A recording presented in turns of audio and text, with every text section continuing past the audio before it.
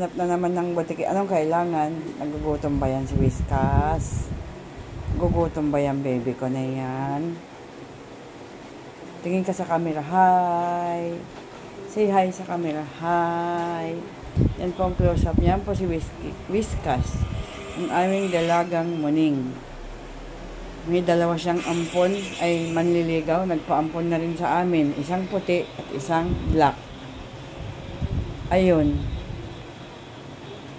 Ito siya, nandito sa tabi ko kasi may kailangan siya. Siya ay nagugutom. Pag hindi siya nagugutom, hindi ko siya makagilap. Tinatakasan ako. Pag nagugutom, nagsusumiksik dito sa tabi ko. Kahit ako ay busy. Ayan, nagtutulog-tulogan. Ayan yung chinichismis siya. Hoy, Whiskas, dilat. Whiskas, dilat. Love ko yan si Whiskas eh. May lahi ito, si Whiskas, lahing Ilonggo. Lahing Ilonggo to si Whiskas eh. O, tignan nyo.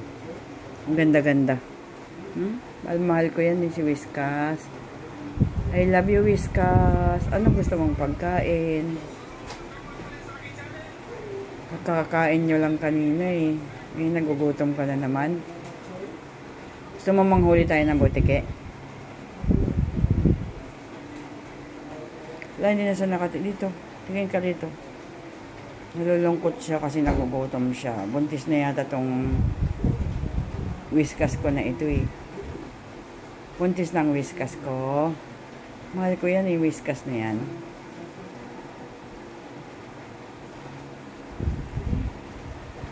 Wait ka, tingin ka dito. Thank you.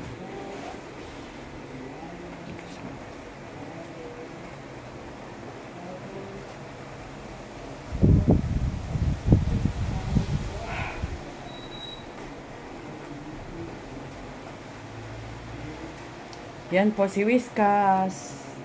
Ganda-ganda ni Whiskas, ang aming prinsesa. Hindi kumukurap ang mata. Kanina nagtulog-tulogan.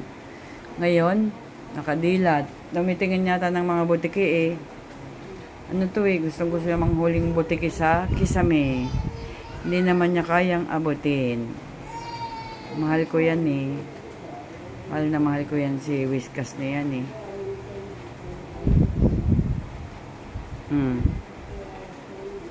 Yan o. Hindi kumukurap. Kala mo, stop toy lang. Kaya siyang stop toy lang.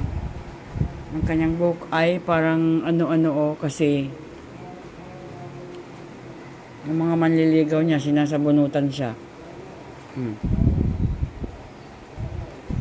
Yung katawan niya o. Tingnan niyo po yung katawan. Yung mga buhok niya parang tayo-tayo kasi sinasabunutan ng mga ano niya, BFF niya.